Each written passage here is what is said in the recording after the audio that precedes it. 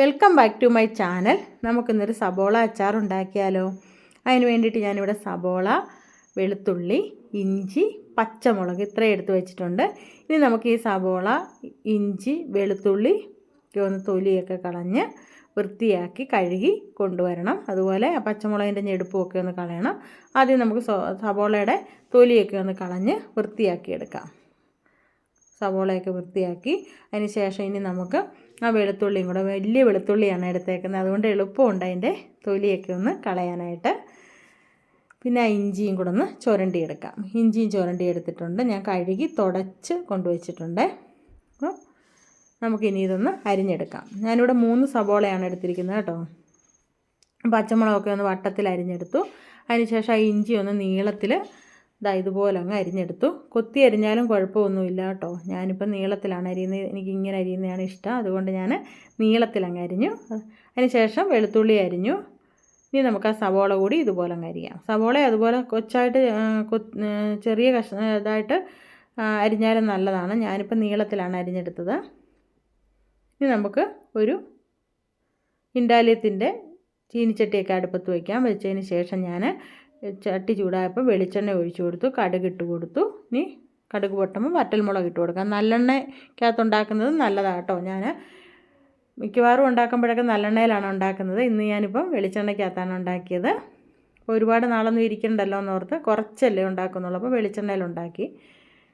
ഇനി നമുക്ക് ആ എണ്ണയൊക്കെ മൂത്ത് വന്നു. അതിനകത്തേക്ക് നമ്മളിനി ഇഞ്ചി, വെളുത്തുള്ളി, പച്ചമുളക് ഇട്ട് കൊടുത്തതിന് ശേഷം നല്ലതുപോലെ ഇളക്കി കൊടുക്കുക. ഇളക്കി കൊടുത്തിട്ടുണ്ട്. ഇത് ഒരുപാട് അങ്ങ് മൂക്കണ്ട കേട്ടോ. ഒന്ന് ചെറുതായിട്ടൊന്ന് ചുമന്ന് വരുമ്പോഴത്തേനും നമുക്ക് അതിനകത്തേക്ക് ഇനി നമ്മുടെ അരിഞ്ഞു വെച്ചിരിക്കുന്ന സവോള കൂടി ഇട്ട് കൊടുക്കാം. സവോള ഇട്ട് കൊടുത്തു. സവോള ഇട്ടതിന് ശേഷം നമുക്കിനി ഇളക്കി കൊടുക്കാം. സവോള ഒരുപാട് അങ്ങ് വഴന്ന് വരണ്ട. ഈ സവോള നമ്മൾ പിന്നെ ആദ്യം ഒന്ന് വഴറ്റി കോരി എടുത്തിട്ട് പിന്നെ കടുക് പൊട്ടിച്ചിട്ട് പൊടി ഐറ്റംസ് ഇട്ടുണ്ടാക്കിയാലും മതി കേട്ടോ. ഞാനിപ്പം സവോളയും കൂടി ഇതിൻ്റെ കൂടെ തന്നെ അങ്ങ് ഇട്ടിട്ട് ഉണ്ടാക്കുവാണേ അച്ചാർ. അപ്പോൾ ഇന്ന് വഴറ്റി കൊടുക്കാം. ഒന്ന് പച്ചമണം മാറി വന്നാൽ മതി കേട്ടോ, ഒരുപാട് അങ്ങ് വഴലണ്ട. ഇനി ഞാൻ അതിലേക്ക് ആ കറിവേപ്പില കൂടി ഇട്ട് കൊടുത്തിട്ട് ഒന്നും കൂടെ ഒന്ന് ഇളക്കി കൊടുക്കുക. ഇളക്കി കൊടുത്തതിന് ശേഷം നമുക്കിനി ഇതിനകത്തേക്ക് ഉപ്പിട്ട് കൊടുക്കാം. ഞാൻ 1 ടീസ്പൂൺ ഉപ്പാണ് ഇട്ട് കൊടുത്തിരിക്കുന്നത്. ഉപ്പ് നമുക്ക് നോക്കിയതിന് ശേഷം പുളിയൊക്കെ ഇട്ട് നോക്കിയതിന് ശേഷം നമുക്ക് വേണമെങ്കിൽ പിന്നീട് ഇട്ട് കൊടുക്കാം. ഇനി നമുക്ക് ഇതിനകത്തേക്ക് പൊടി ഐറ്റംസ് ഇട്ട് കൊടുക്കാം. ഞാൻ ഇതിനകത്തേക്ക് കാശ്മീരി ചില്ലിപ്പൊടിയാണ് ഇടുന്നത്. അത് ഒരു 3 ടീസ്പൂൺ മുളക് പൊടി ഇട്ട് കൊടുത്തു. ഒരു 1/2 ടീസ്പൂൺ കായപ്പൊടി, ഒരു 1/4 ടീസ്പൂൺ ഉലുവാപ്പൊടി, ഒരു 1/4 ടീസ്പൂൺ മഞ്ഞൾപ്പൊടി ഇത്ര ഇട്ട് കൊടുത്തതിന് ശേഷം നല്ലതുപോലെ ഇളക്കി ആ പച്ചമണമൊക്കെ ഒന്ന് മാറ്റി എടുക്കുക.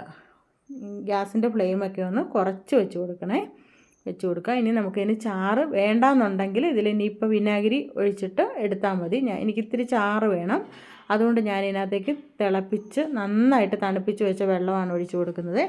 ഞാൻ 3 ടേബിൾ സ്പൂൺ വെള്ളം ഒഴിച്ചു കൊടുത്തിട്ടുണ്ട്.